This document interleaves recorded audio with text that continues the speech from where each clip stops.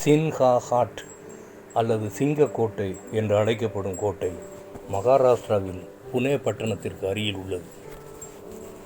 இக்கோட்டை பாறைகள் நிறைந்த ஒரு குன்றின் மீது கட்டப்பட்டுள்ளது. இந்த கோட்டையினுள் சில குகைகளும் ஒரு இந்து ஆலயமும் உள்ளது. சுற்றி சில செங்குத்தான பாறைகள் காணப்படுகின்றன. சுமார் 2000 ஆண்டுகளுக்கு முன்னர் கட்டப்பட்டுள்ளது. பூமியின் மட்டத்திலிருந்து இந்த குன்றின் உயரம் 2500 அடிக்கு மேலானது. கிபி 1328ஆம் ஆண்டு நாக் நாயக் என்ற தலைவனிடமிருந்து முகமது பின் துக்ளக் இக்கோட்டையை கைப்பற்றினார். அதன் பின்னர் பலர் இக்கோட்டையை மாறி மாறி பிடித்துள்ளனர்.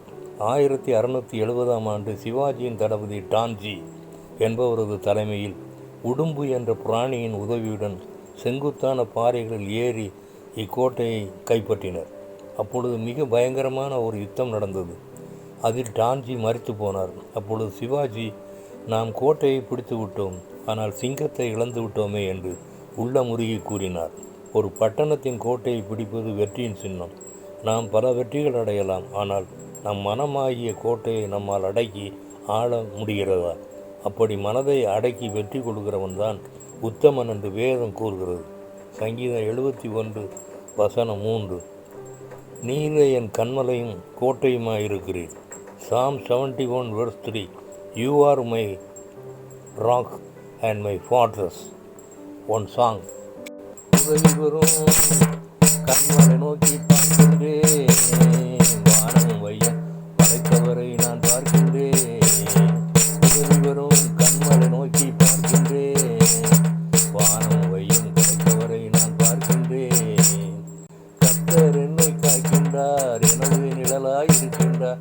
கர்த்தர் என்னை காக்கின்றார், எனது நிழலாய் இருக்கின்றார். பகலினிலும் இரவினிலும் பாதுகாக்கின்றார். பகலினிலும் இரவினிலும் பாதுகாக்கின்றார். உதவி வரும் கண்மலை நோக்கி பார்க்கின்றேன், வானம் வையம் படைத்தவரை நான் பார்க்கின்றேன்.